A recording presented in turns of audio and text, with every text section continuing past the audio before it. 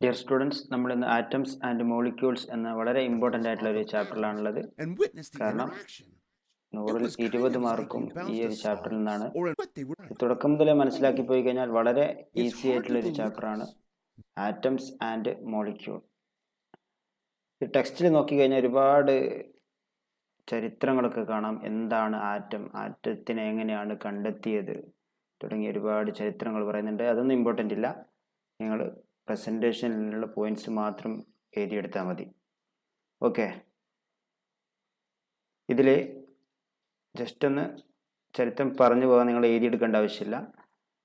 ഏകദേശം 500 BC മഹാഋഷി കനാഡ് എന്ന് പറയുന്ന ഇന്ത്യൻ ഫിലോസഫർ അദ്ദേഹം പറഞ്ഞു, നമ്മളൊരു മാറ്ററിനെ, ഒരു പദാർത്ഥത്തെ കട്ട് ചെയ്യുകയാണെങ്കിൽ അത് കഷ്ണം കഷ്ണമാക്കി അവസാനം ചെറിയൊരു പാർട്ടിക്കിളാവും. അത് പിന്നെ നമുക്ക് കഷ്ണിക്കാൻ പറ്റൂല. ആ ഒരു രൂപത്തിലുള്ള ഏറ്റവും ചെറിയ കണികയെ അദ്ദേഹം പരമാണു എന്ന് വിളിച്ചു.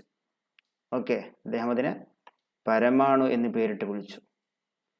ഇതേ സിദ്ധാന്തം ഭഗുത കഠ്യായൻ എന്ന് പറയുന്ന ഒരു ഇന്ത്യൻ ഫിലോസഫർ അദ്ദേഹം അല്പം കൂടി മുന്നോട്ട് ചിന്തിച്ചുകൊണ്ട് പറഞ്ഞു, ഈ പരമാണു എന്ന് പറയുന്ന സാധനം അത് ഒറ്റക്ക് നിലനിൽക്കില്ല, കമ്പൈൻഡ് ഫോമിലേ നിലനിൽക്കുള്ളൂ.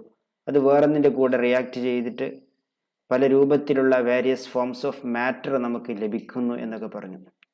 അതേ കാലയളവിൽ തന്നെ ഗ്രീക്ക് ഫിലോസഫറായിട്ടുള്ള ഡെമോക്രിറ്റസ് അദ്ദേഹം 460 BC, അതായത് ബിഫോർ ക്രൈസ്റ്റ്, ക്രിസ്തുവിൻ്റെയും 460 വർഷം മുമ്പ് അദ്ദേഹം എന്ത് പറഞ്ഞു? ഇതേ ഒരു ചിന്താഗതി അദ്ദേഹത്തിനും ഉണ്ടായി.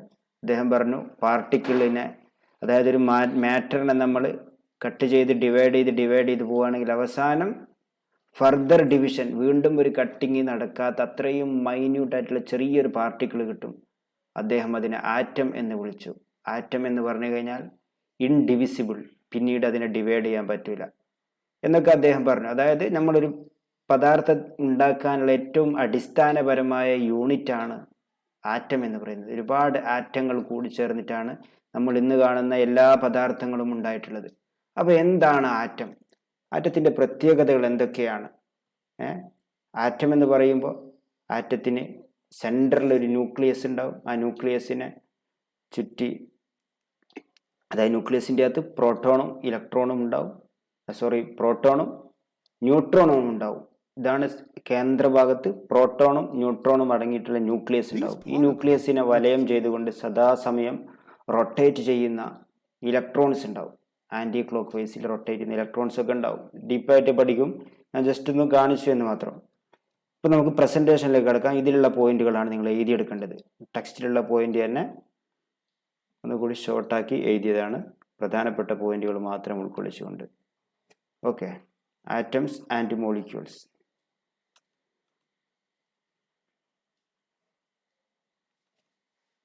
ആറ്റംസ് ആൻഡ് മോളിക്യൂൾസിൽ ആദ്യത്തെ തിയറിയാണ് ലോ ഓഫ് കെമിക്കൽ കോമ്പിനേഷൻ.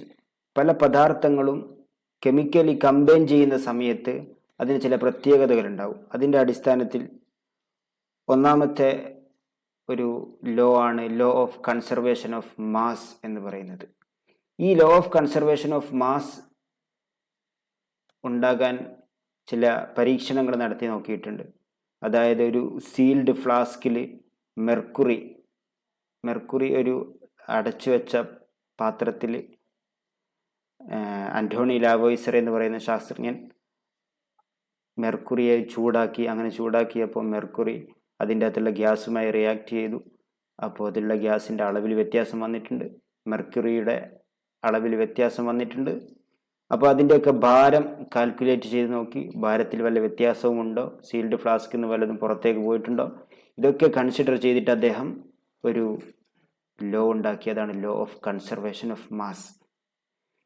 ഈ ലോ എന്താണ് പറയുന്നത്? In every chemical reaction total mass of all the reactant is equal to the mass of all the product. Okay, ഏതൊരു റിയാക്ഷൻ എടുത്ത് നോക്കുകയാണെങ്കിലും അവിടെ നമ്മൾ റിയാക്ട് ചെയ്യുന്ന റിയാക്റ്റൻറ്റുകൾ റിയാക്ട് ചെയ്ത് കഴിഞ്ഞാൽ നമുക്ക് പ്രൊഡക്റ്റ് കിട്ടും. ഉദാഹരണം പറയുകയാണെങ്കിൽ പഞ്ചസാരയും വെള്ളവും റിയാക്ട് ചെയ്ത് കഴിഞ്ഞാൽ പഞ്ചസാര ലായനി എന്ന ഷുഗർ സൊല്യൂഷൻ കിട്ടും. ഇവിടെ 500 ഗ്രാം പഞ്ചസാരയും 500 ഗ്രാം വാട്ടറും റിയാക്ട് ചെയ്താൽ ടോട്ടൽ 1 കിലോഗ്രാം കിട്ടും. അപ്പോൾ അവിടെ ടോട്ടൽ മാസ് ഓഫ് റിയാക്റ്റൻ്റ് അത് തന്നെയാണ് നമുക്ക് പ്രൊഡക്റ്റായിട്ട് കിട്ടുന്നത്. ഒരു ഉദാഹരണം സിമ്പിളായിട്ട് നിങ്ങൾക്ക് മനസ്സിലാവുന്ന രൂപത്തിൽ പറഞ്ഞാണ്. Mass can neither be created nor B destroyed in A chemical reaction. ഒരു കെമിക്കൽ റിയാക്ഷൻ നടക്കുമ്പോൾ ഒരു മാസിനെ നമുക്ക് നശിപ്പിക്കാനും പറ്റില്ല, ഉണ്ടാക്കാനും പറ്റില്ല. ഒരു മാസിനെ, മാസ് എന്ന് പറയുമ്പോൾ മലയാളത്തിൽ പിണ്ഡം എന്ന് പറയും. നമുക്ക് എം ടി ആയിട്ടുള്ള ഒരവസ്ഥയിൽ നിന്നും, ഒന്നുമില്ലാത്ത ശൂന്യതയിൽ നിന്നും ഒന്നിനെ ഉണ്ടാക്കാൻ പറ്റില്ല. ഉള്ള അവസ്ഥയിൽ നിന്ന് മറ്റൊരു രൂപത്തിലേക്ക് മാറ്റിമറിക്കുകയാണ് ചെയ്യുന്നത്. ഓക്കെ, വെള്ളം നമ്മളത് ഹീറ്റ് കുറച്ച് കൊണ്ടുവന്ന് നമ്മൾ ഐസാക്കി മാറ്റുന്നു. ഇനി ഹീറ്റ് കൂടുമ്പോൾ അത് വീണ്ടും വെള്ളമായി മാറുന്നു. വീണ്ടും ഹീറ്റ് കൂടുമ്പോൾ അത് ഇവാപ്പറേറ്റഡ് സ്റ്റേറ്റിലേക്ക് പോകുന്നു. അപ്പോഴൊക്കെ അതിൻ്റെ മാസ് സെയിം ആയിരിക്കും, ഭാരം സെയിം ആയിരിക്കും. ഓക്കെ, അപ്പോൾ ഒരവസ്ഥയിൽ നിന്ന് മറ്റൊരവസ്ഥയിലേക്ക് മാറുകയാണ് ചെയ്യുന്നത്. ഇതാണ് law of conservation of mass. Mass എന്താണ് ഇതിൽ പറയുന്നത്? In every chemical reaction total mass of all the reactant is equal to the total mass of the product.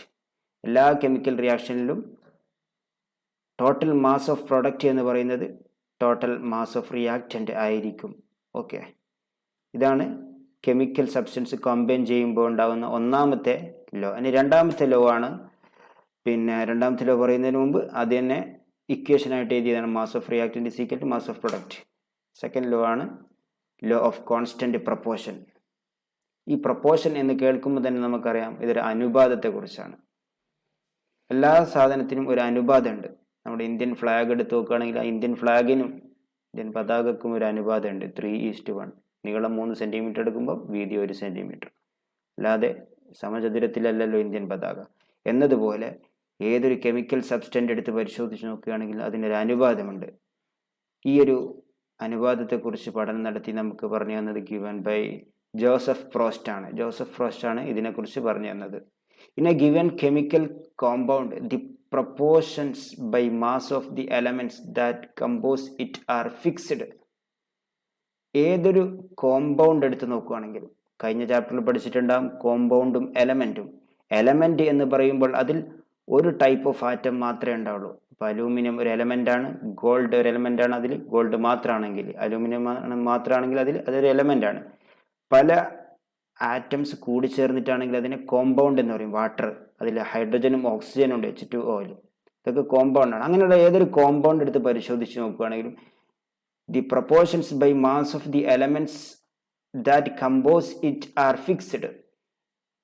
അപ്പോൾ അതിലുള്ള എലമെന്റ്സ് അല്ലെങ്കിൽ അതിലുള്ള ആറ്റത്തിൻ്റെ മാസ് എടുത്ത് പരിശോധിക്കുകയാണെങ്കിൽ അതിൽ ഒരു ഫിക്സ്ഡ് മാസ് ആയിരിക്കും ഉണ്ടാവുക, independence of the origin of the compound. അപ്പോൾ അതിലുള്ള ഏതൊരു ഉദാഹരണം പറയുകയാണെങ്കിൽ H2Oയിൽ 2 ഹൈഡ്രജനും ഒരു ഓക്സിജനും ഉള്ളത്. ഈ ഒരു വെയിറ്റിലുള്ള അനുപാതം, വെയിറ്റിലുള്ള പ്രപ്പോർഷൻസ് എന്താ പറഞ്ഞത്? In a given chemical compound the proportions by mass of the elements that compose it are fixed. ഒരു എലമെന്റ് എടുത്തിട്ട് അതിൻ്റെ മാസുകൾ തമ്മിലുള്ള അനുപാതങ്ങൾ എടുത്ത് നോക്കുകയാണെങ്കിൽ അതൊരു ഫിക്സ്ഡ് അനുപാതമായിരിക്കും, ഫിക്സ്ഡ് റേഷ്യോ ആയിരിക്കും. Okay, independent of the origin of the compound or its mode of preparation.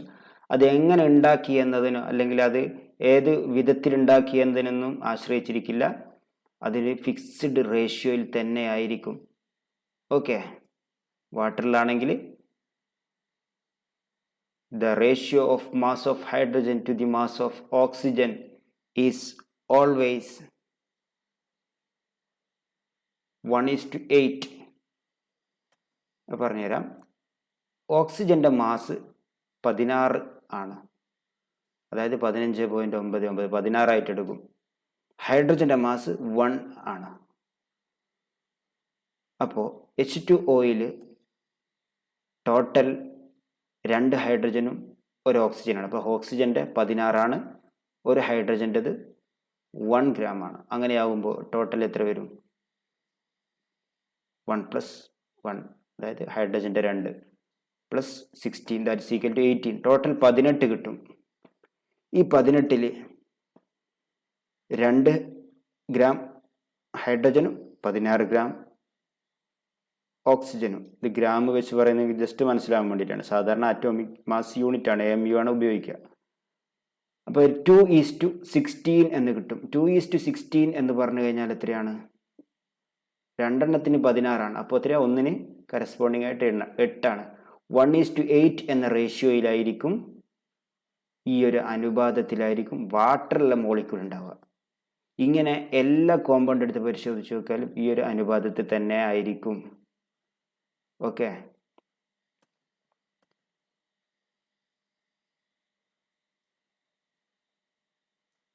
the ratio by number of atoms of water H2O will be always 2:1. അതിൻ്റെ ആറ്റത്തിൻ്റെ നമ്പറുകൾ എടുത്ത് പരിശോധിച്ച് നോക്കുകയാണെങ്കിൽ അത് 2:1 എന്ന റേഷ്യോയിലായിരിക്കും. 2 ഹൈഡ്രജന് 1 ഓക്സിജൻ എന്ന അനുപാതത്തിലായിരിക്കും. അപ്പം 4 ഹൈഡ്രജൻ ഉണ്ടാകുമ്പോൾ അതിൻ്റെ നേരെ പകുതി 2 ഓക്സിജനാണ് ഉണ്ടാവുക. ഈ ഒരു അനുപാതത്തിലായിരിക്കും ഉണ്ടാവുക. Thus 18 gram of water contains 2 gram of hydrogen and 16 gram of oxygen. 18 gram water molecule എടുത്ത് പരിശോധിച്ച് നോക്കുകയാണെങ്കിൽ അതിൽ 18 gram എന്ന് പറയുന്ന സാധാരണ നിങ്ങൾക്ക് ജസ്റ്റ് മനസ്സിലാവാൻ വേണ്ടി മാത്രമാണ്. അങ്ങനെയാണെങ്കിൽ അതിൽ 2 gram ഹൈഡ്രജൻ ഉണ്ടാവും, 16 gram ഓക്സിജൻ ഉണ്ടാവും. അതായത് ശതമാനം എടുത്ത് പരിശോധിച്ച് നോക്കുകയാണെങ്കിൽ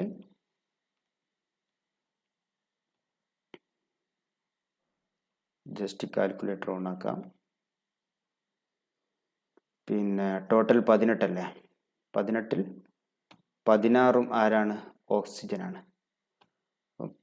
16/18 ദാറ്റ് ഈസ് ഈക്വൽ ടു 0.18. ശതമാനത്തിലേക്ക് മാറ്റുമ്പോൾ നമ്മൾ 100 കൊണ്ട് മൾട്ടിപ്ലൈ ചെയ്യും. That is equal to 88.88 oxygen ആയിരിക്കും. പിന്നെ ബാക്കിയുള്ള 11.11 gram 11% ഹൈഡ്രജനും ആയിരിക്കും. അതാണ് ശതമാനത്തിലേക്ക് മാറ്റിയത്. ടെക്സ്റ്റ് ബുക്കിലുള്ള അതേ ഭാഗം തന്നെയാണ്. The law of constant proportion is also known as law of definite proportion. ഈ ലോ ഓഫ് കോൺസ്റ്റന്റ് പ്രൊപ്പോർഷനെ ലോ ഓഫ് ഡെഫിനിറ്റ് പ്രൊപ്പോർഷൻ എന്ന് പറയുന്നുണ്ട്. This law which was introduced by Proust. ഈ ലോ ആരാണ് കൊണ്ടുവന്നിട്ടുള്ളത്? ജോസഫ് പ്രോസ്റ്റ് തന്നെയാണ് ഇത് കൊണ്ടുവന്നിട്ടുള്ളത്. State that in a compound the elements are always in definite proportions by mass. ഈ ലോ അനുസരിച്ച് അദ്ദേഹം എന്താണ് പറഞ്ഞത്? ഈ ഒരു കോമ്പൗണ്ടിൻ്റെ അകത്തുള്ള എലമെന്റ്സ് ഒരു നിശ്ചിത അനുപാതത്തിൽ ആയിരിക്കും. അതിൻ്റെ മാസ് എടുത്ത് നോക്കുകയാണെങ്കിൽ നിശ്ചിത അനുപാതത്തിലായിരിക്കും എന്നാണ് പറഞ്ഞിട്ടുള്ളത്.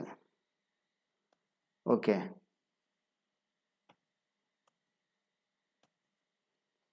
ഡാൽട്ടൺസ് അറ്റോമിക് തിയറി വളരെ ഇമ്പോർട്ടൻ്റ് ആയിട്ടുള്ളൊരു ഭാഗമാണ് ഡാൽട്ടൺസ് അറ്റോമിക് തിയറി. അടുത്ത ക്ലാസ്സിൽ നമുക്ക് ഡാൽട്ടൺസ് അറ്റോമിക് തിയറി എന്താണെന്ന് പറയാം. ഇത്രയും വളരെ പ്രധാനപ്പെട്ട 2 കാര്യങ്ങൾ മാത്രമേ നമ്മൾ ഈ ലെസണിൽ ഇപ്പം ചർച്ച ചെയ്തിട്ടുള്ളൂ. പിന്നെ പദാർത്ഥങ്ങൾ അത് കെമിക്കൽ റിയാക്ഷനിൽ പങ്കെടുക്കുമ്പോൾ അവിടെ 2 ലോ ആണുള്ളത്. ഒന്ന് law of conservation of mass, രണ്ടാമത്തത് law of constant proportion. Law of constant proportion അനുസരിച്ചിട്ട് ഏതൊരു പദാർത്ഥങ്ങളും നിശ്ചിതമായ അനുപാതത്തിലായിരിക്കും നിലനിൽക്കുക, അതിൻ്റെ വെയിറ്റ് എടുത്ത് നോക്കുകയാണെങ്കിൽ. ഓക്കെ, ആ ഒരു അനുപാതത്തിൽ മാത്രമേ ഉണ്ടാവുള്ളൂ. നേരത്തെ ഇന്ത്യൻ ഫ്ലാഗൊക്കെ പറഞ്ഞതുപോലെ അതിൻ്റെ എണ്ണം എടുത്ത് നോക്കുകയാണെങ്കിലും അതേ അനുപാതത്തിൽ തന്നെ ആയിരിക്കും. ഇത്രയും കാര്യങ്ങൾ നിങ്ങൾ നോട്ട് ചെയ്യുക. ഇനി നമുക്ക് ഡാൽട്ടൺ അറ്റോമിക് തിയറി എന്താണെന്ന് പരിശോധിച്ച് നോക്കാം. ഓക്കെ.